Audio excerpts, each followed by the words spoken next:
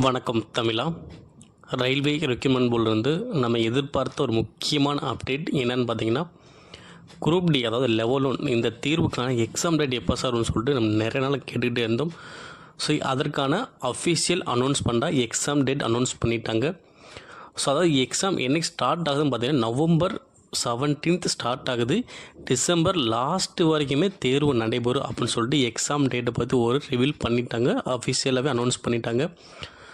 So அப்போ railway தேர்வு, அப்போ குரூப் டி தேர்வுக்கு நிறைய பேர் ட்ரை பண்ணிக்கிட்டு இருப்பீங்க. ஸோ இந்த தகவலை இந்த தேர்வுக்கு அப்ளை பண்ண உங்கள் நண்பரும் கண்டிப்பாக ஷேர் பண்ணுங்கள்.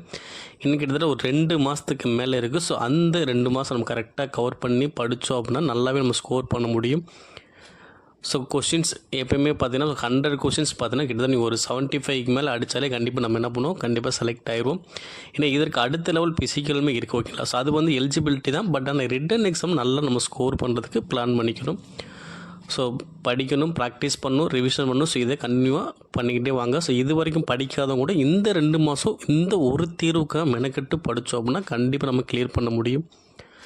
ஸோ 17th நவம்பர் தேர்வு ஸ்டார்ட் ஆக போகுது.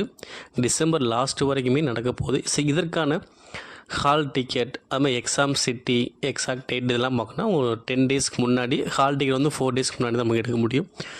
ஸோ தொடர்ந்து அஃபிஷியல் வெப்சைட்டில் வரக்கூடிய தகவலை வச்சு நம்ம வீடியோ கொடுத்துருவோம். தொடர்ந்து ஃபாலோ பண்ணிட்டு வாங்க.